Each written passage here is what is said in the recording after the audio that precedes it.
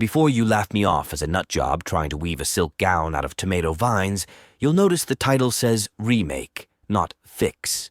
In all transparency, I wasn't originally going to even try my hand at unmolesting the core of Disney's bad Star Wars parody. My exact statement to a commenter who suggested it being, I don't think people would watch a 10-plus minute video of me going delete.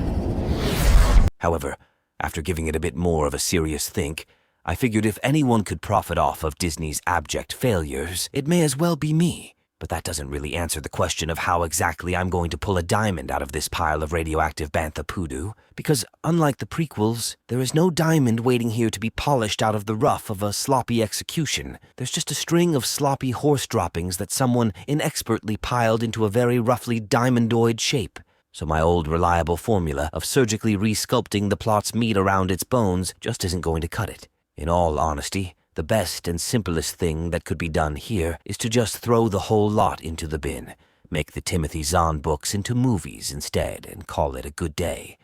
But as that wouldn't make for very interesting YouTube content, I've opted for something of a median between the two approaches, which means that I'll be drawing fairly heavily on old expanded universe material. So if you're not wholly familiar with that, I'll leave some links down below to some other YouTube channels where you'll find more information on the characters I'll be roping into my narrative. Also, fair warning, I'll not be keeping perfectly faithful to said EU storylines as, like I said, that would just be cheating. Oh yeah, and one more quick thing, I'm going to be exclusively talking about The Force Awakens in this video, not the sequel trilogy as a whole. That is because, for one thing, it is the only part of mainline Disney Star Wars I've actually watched, albeit still not by my own volition. And quite frankly, if I'm forced to use the rancid clay the Bob Iger Corporation has left me with, The Force Awakens is the one and only part of that whole mess that even has any salvageable spots in it whatsoever. Right, now, with all our shoddy cards out on the table, let us see just what sort of deck we can forge out of them. First off, I wouldn't call the first film The Force Awakens, as that has nothing to do with anything and makes no shape, kind, or form of sense. Instead, I would call it Embers of an Empire, both as a nod to the heir of the Empire books, and to suggest the fact that the whole of the Empire didn't suddenly magically go poof when the second Death Star blew up. Next, the main plot-related thing I'd change is I would make Finn the main character, not Rey. Apart from the latter being blatantly a feminist self-insert OC of Kathleen Kennedy's and the textbook definition of a Mary Sue, the former is just an all-around more interesting character from the ground up. He's a former stormtrooper, a child soldier, and effectively a Sith cultist, though he may or may not grasp the full extent of that. And on that subject, the First Order would just be the Imperial remnant from the old EU.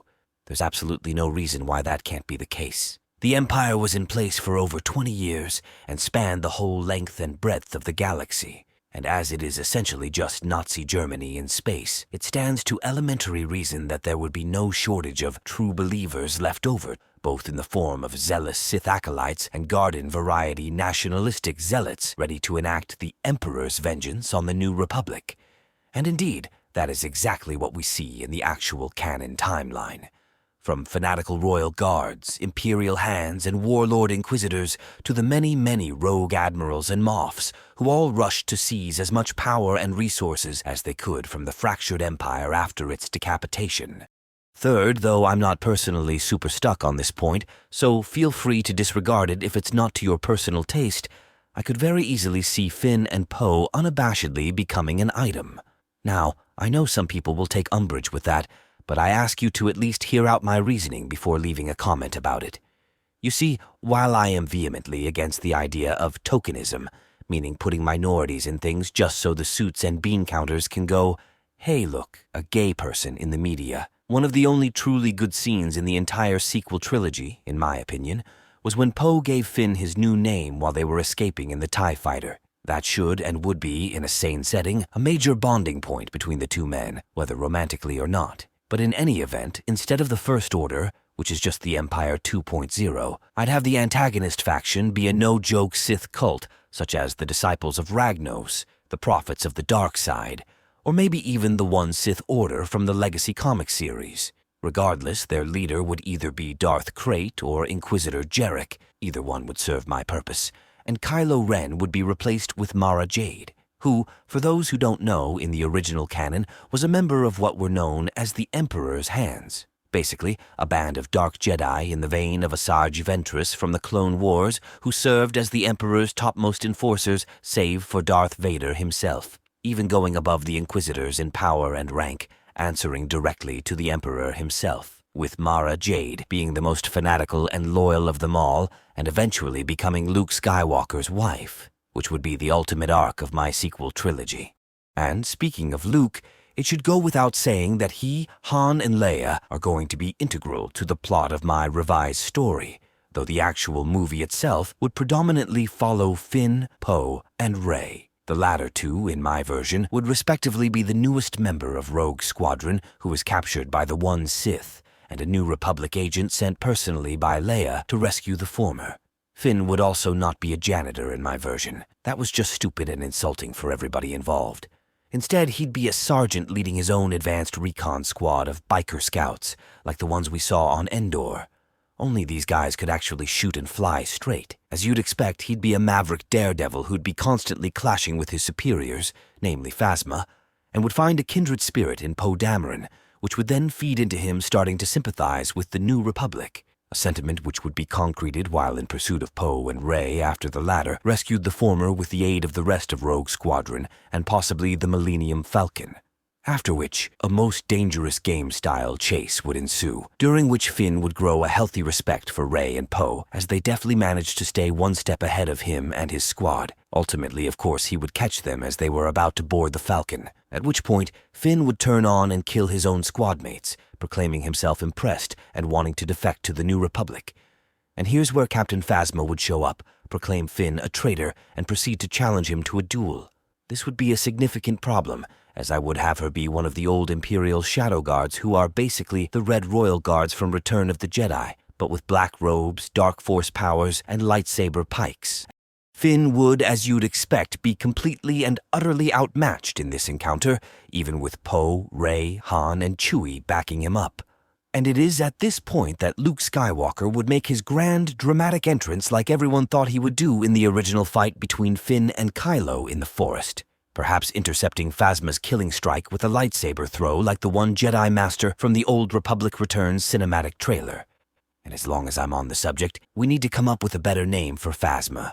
That just sounds too much like a knockoff Flash Gordon sidekick, something Sith-like, but not too close to the Darths, as she's not actually fully inducted into the Order. Also, she wouldn't be a simple captain, as she's not a high-tower strategist, nor is she part of the regular military command structure, so she'd need a specialist title denoting that special position. How about Lord Biss, as a reference to Palpatine's top-secret Sith headquarters? You know what? Just leave your ideas down below. Let's put that engagement farming to some good use.